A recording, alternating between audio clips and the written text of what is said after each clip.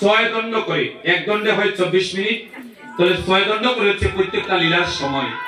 আর মধ্যাহ্নকালীন লীলা এবং নক্তকালীন লীলার সময়টা হচ্ছে 12 দণ্ড করে। এই হচ্ছে মোট 64 দণ্ড। তাহলে অগ্রণ্ডলী এই যে নক্তকালীন লীলা, লীলাটা শুরু হয় প্রথমে নিঃশান্ত লীলা, নিঃশান্ত কাল, পরে প্রাতকাল, এরপরে পূর্বাহ্ন, এরপরে মধ্যাহ্ন, এরপরে অপরাহ্ন, এরপরে সায়ং সন্ধ্যা, এরপরে প্রদোষ, আর এরপরে হচ্ছে নক্ত হরিবল।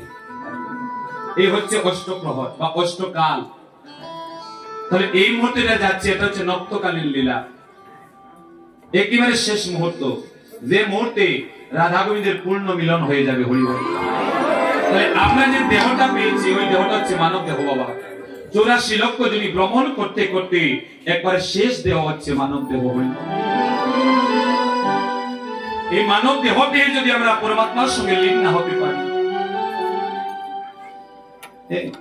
অষ্টকালীনের মাধ্যমে যখন একেবারে শেষ কাল, তখন রাসলীলা, কারণ তখনই রাধা এবং গোবিন্দ এক হয়ে যাচ্ছে। তাহলে মানব জীবনে আমাদের 84 লক্ষ যদি ভ্রমণের শেষ জন্মটা হচ্ছে আমাদের মানব জন্ম। তাহলে এই মানব জন্মে যদি আমি ভগবানের সঙ্গে লীন না হতে পারি, তাহলে 84 লক্ষ যদি বারবার আমাকে ভ্রমণ করতে হবে, ত্রিতাপ জ্বালা পেতে হবে, সংসারের দুঃখ যন্ত্রণা আমাকে ভোগ করতে হবে। হরিবল। ওমেরা এই সংসারে আমরা সুখ পাওয়ার জন্য আসি না দুঃখ পাওয়ার জন্য আসি গো? হ্যাঁ, সুখ পাওয়ার জন্য আসি, আসি আমরা সুখ পাওয়ার জন্য, কিন্তু জগৎ সুখে থাকার জায়গা নয়। সংসারের আরেক নাম হচ্ছে দুঃখালয়, জগৎ হচ্ছে দুঃখের জায়গা। এখানে প্রধানমন্ত্রী থেকে ভিখারি কেউ হাত তুলে বলতে পারে না আমি যে চির সুখী। আপনার যতই টাকা থাক না কেন বাবা, কোনোদিনও বলতে পারবেন না যে আমার হৃদয়ে কোনো দুঃখ নাই, আমার মনে কোনো কষ্ট নাই। সমুদ্রের জলে নামলে লবণ যেমন আপনার গায়ে লাগবেই লাগবে, সংসার নামক সমুদ্রে যে একবার পতিত হয়, ত্রিতাপ জ্বালা নামক লবণ তার গায়ে লাগবেই লাগবে।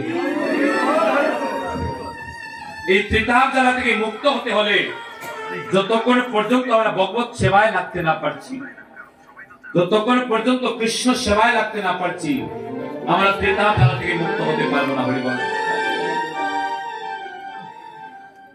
তাই বলছি কৃষ্ণ বিনে সুখ দিতে নাহি অন্যজন, তাকিলে বা বিদ্যা কুলে তোমার কোটি কোটি ধন। তুমি যতই ধনের ধনী হও, যতই ঐশ্বর্যের অধীশ্বর হও, যতক্ষণ পর্যন্ত তুমি কৃষ্ণ ধনের ধনী না হতে পারবে, ততক্ষণ পর্যন্ত তুমি হাত তুলে বলতে পারবে না যে আমি চির সুখী। হরিবল।